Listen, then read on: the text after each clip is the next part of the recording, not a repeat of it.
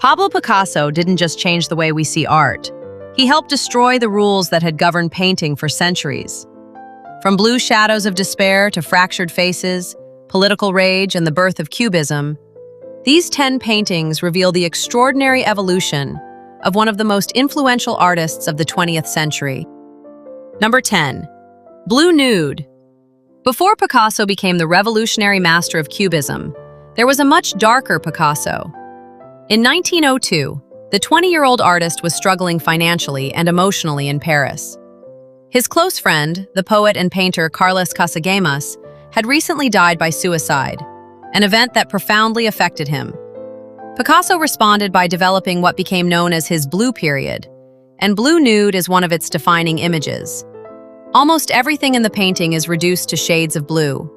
The color isn't simply decorative, it creates an emotional atmosphere of isolation, melancholy, and vulnerability.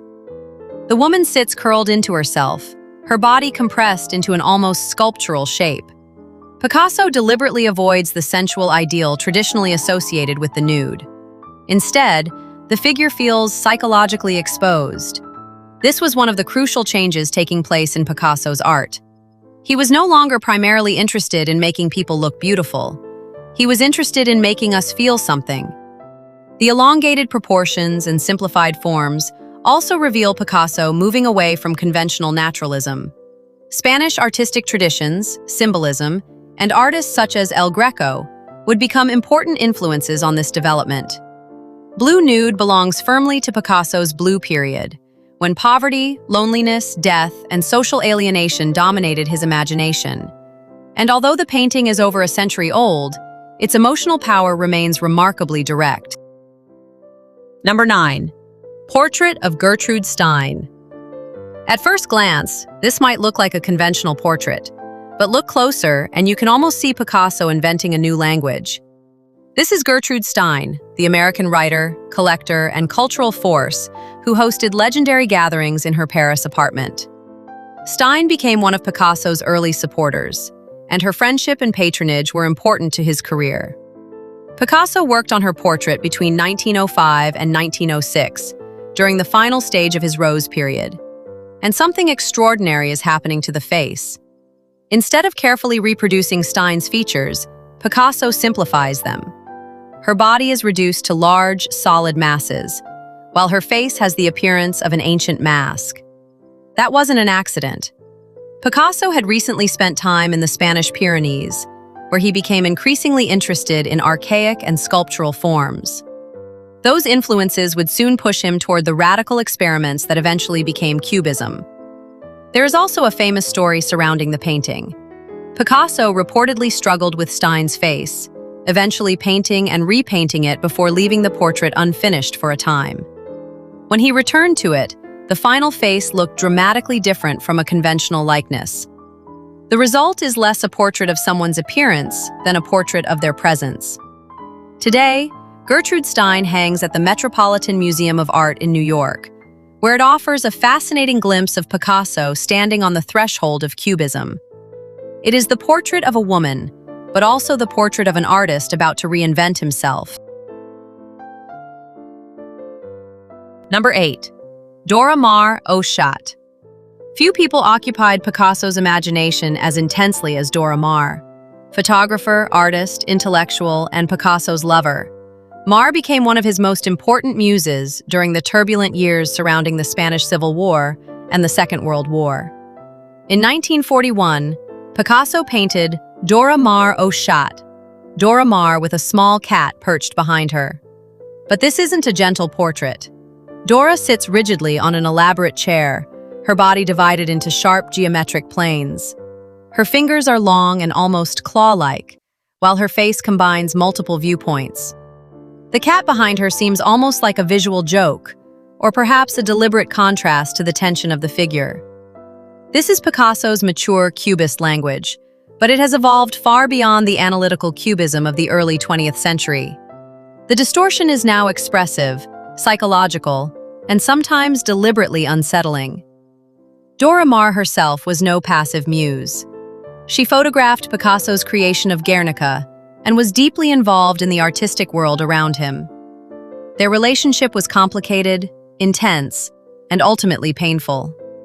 That tension makes portraits of Maar particularly fascinating. Picasso wasn't simply recording what she looked like, he was transforming her into a psychological image. And Dora Maar au Chat became one of the most recognizable and valuable Picasso portraits ever sold. While the work is now held in a private collection rather than a public museum, it captures something essential about Picasso. By this point, a portrait no longer had to resemble a person to tell us something about them. Sometimes distortion could reveal more than realism ever could.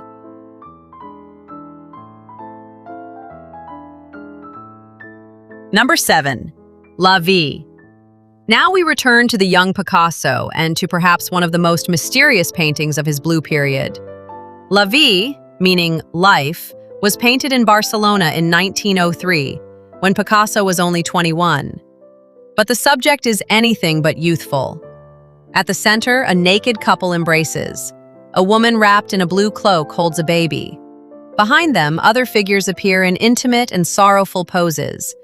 And beneath the surface is an entire world of questions. What exactly does the painting mean? One interpretation sees it as a meditation on the cycle of life: infancy, youth, maturity, and old age. Another connects it directly to Picasso's grief over his friend Carlos Casagemas, whose suicide had helped trigger the blue period. The painting's cold blue palette creates an atmosphere of mystery, death, and emotional isolation. But there is another fascinating clue. Scientific examination has revealed that Picasso substantially changed the composition. Beneath the final painting are earlier images, showing that the artist was physically and conceptually reworking the canvas as he searched for its final meaning. That makes La Vie more than a finished masterpiece. It is almost a record of Picasso thinking on canvas. The painting is now part of the collection of the Cleveland Museum of Art, where it is regarded as one of the culminating masterpieces of Picasso's blue period. And perhaps the most intriguing thing about La Vie is that, more than a century later, we still aren't completely sure what Picasso wanted us to see. Maybe that uncertainty is exactly the point.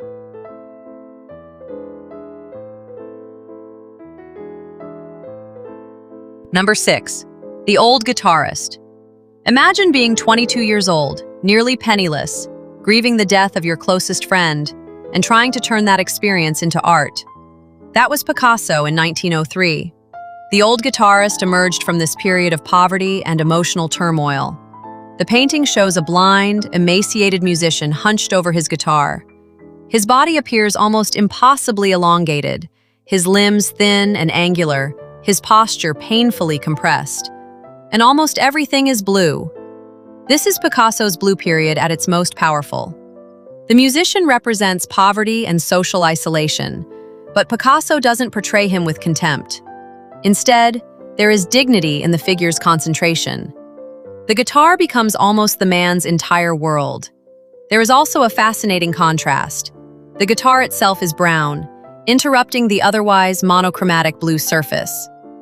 Picasso was influenced by Spanish artistic traditions, particularly the elongated figures of El Greco, but he was also responding to modern artists and the growing interest in psychological expression.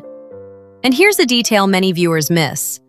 Technical examination has revealed that Picasso painted the Old Guitarist over earlier compositions.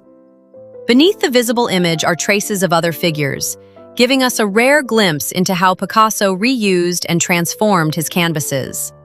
Today, the painting is on view at the Art Institute of Chicago, in the Helen Birch Bartlett Memorial Collection.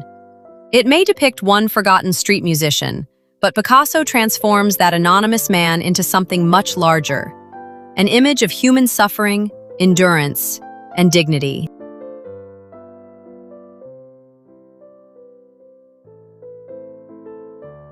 Number 5. Three Musicians. Now jump forward almost 2 decades and Picasso seems to have become an entirely different artist. In 1921, he created Three Musicians, one of his great masterpieces of synthetic cubism. At first, the scene looks almost like a collage. Three musicians occupy a shallow, box-like space. Their bodies are constructed from bold, geometric shapes, flat colors, patterns, and overlapping planes. But who are they? On the left is Pierrot, a character from the Italian theatrical tradition known as Commedia dell'arte. In the center is Harlequin, another theatrical character, and one that Picasso frequently used as a kind of alter ego. On the right is a monk holding sheet music. There is even a tiny dog hiding beneath the table. And the symbolism may go deeper. The figures have often been connected with people from Picasso's own circle. Pierrot has been associated with his friend, the poet Guillaume Apollinaire, while the monk has been linked to Max Jacob, who entered a Benedictine monastery in 1921. The central Harlequin may even represent Picasso himself. The painting was created in Fontainebleau, near Paris, during a period when Picasso was exploring theatrical characters, music, and highly constructed forms. Interestingly, Picasso painted two monumental versions of three musicians, and they are similar but not identical.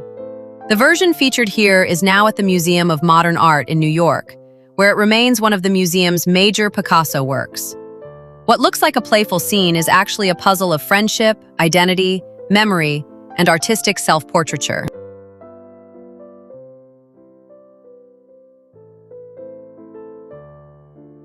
Number 4. Girl Before a Mirror. What happens when a woman looks into a mirror and sees not herself, but another version of herself? That question lies at the heart of Girl Before a Mirror, painted in Paris in 1932.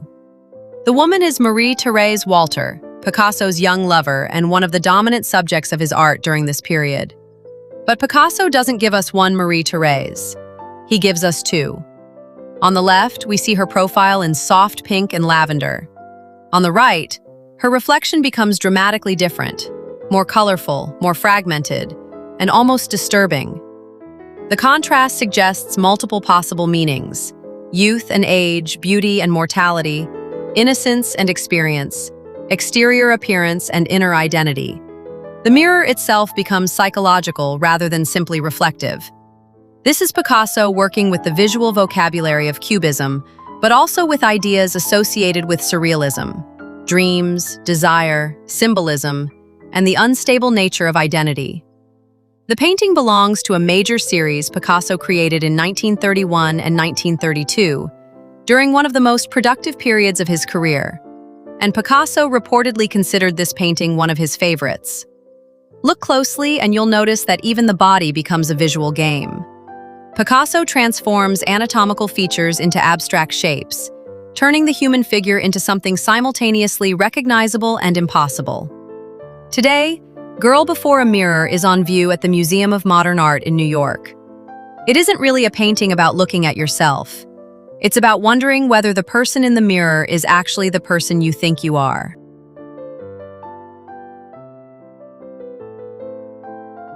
Number 3. The Weeping Woman. In 1937, Picasso painted one of the most emotionally devastating faces in modern art. The woman is crying. But Picasso doesn't paint tears realistically. He turns grief into geometry. The Weeping Woman is part of a series Picasso created in response to the horrors of the Spanish Civil War, closely connected to the same emotional world that produced Guernica. The model was Dora Maar. Her face is fractured into sharp planes. Her hands clutch a handkerchief. Her mouth twists in anguish, while enormous eyes seem almost to overflow with tears. The colors are intense: reds, greens, yellows, purples. And that's what makes the painting so disturbing. The colors aren't what we normally associate with grief. Picasso deliberately creates a contradiction: brilliant color carrying unbearable sorrow. The fragmented face is an extension of his Cubist vocabulary, but here Cubism becomes something more than a formal experiment. It becomes a language for psychological trauma. Picasso returned to the image of the crying woman repeatedly in 1937, almost as though one painting couldn't contain the emotion. The version held by Tate is the most elaborate of the series and is closely tied to the imagery of Guernica. And there is an important connection. The tortured face of the weeping woman can be traced directly to the grieving figures in Guernica. So this isn't simply a portrait of Dora Maar, it is a portrait of grief itself.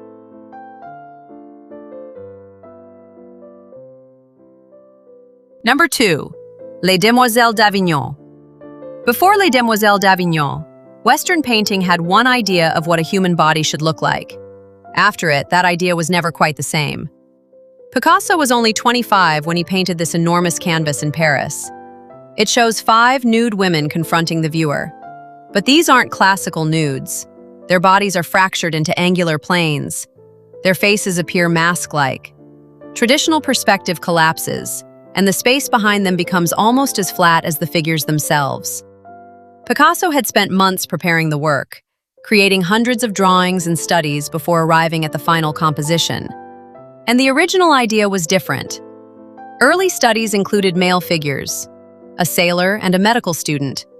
But Picasso removed them and transformed the composition so that the women confront the viewer directly. The painting also reflects Picasso's interest in Iberian sculpture and African masks, influences that helped him break away from traditional European representation. The result was so radical that Picasso kept the painting largely hidden from public view for years. It wouldn't receive its first major public exhibition until 1916.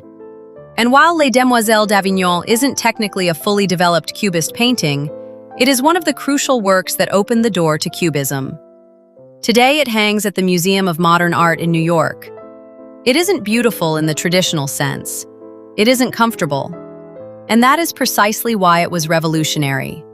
Picasso wasn't asking how to paint the world as it looked. He was asking a much more dangerous question. What if the world could be represented in an entirely different way?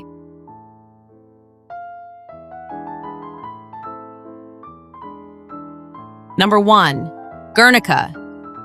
And at number 1, Picasso's masterpiece of war, suffering, and human destruction, Guernica. In April 1937, the Basque town of Guernica was bombed during the Spanish Civil War by German and Italian forces supporting Francisco Franco's nationalist side. Picasso learned about the attack through newspaper reports and photographs. The event transformed the painting he was preparing for the Spanish pavilion at the Paris World's Fair. Within weeks, Picasso began producing an extraordinary sequence of sketches and studies. In less than 2 months, he created the monumental Guernica. And there are no heroic soldiers here, no battlefield, no clear enemy. Instead, Picasso gives us screaming civilians, a dead child, a wounded horse, a fallen soldier, a mother holding her dead child, and a strange bull staring outward. The entire composition is rendered almost entirely in black, white, and gray, echoing the appearance of newspaper photographs. Cubist fragmentation becomes a language of destruction. Bodies break apart, faces scream. The space itself seems to collapse. But Picasso never gives us a simple political poster. The symbolism remains deliberately ambiguous, allowing the painting to become something larger than the specific event that inspired it. Guernica first appeared at the 1937 Paris World's Fair, and later traveled internationally before eventually returning to Spain. Today, it is permanently displayed at the Museo Reina Sofia in Madrid. And perhaps the most remarkable thing about Guernica is its scale. It is enormous. Standing before it, you're not simply looking at a painting. You're standing inside an image of catastrophe. Picasso once said, in essence, that painting was not created to decorate apartments. Guernica proves exactly what he meant. It doesn't decorate a room, it confronts you.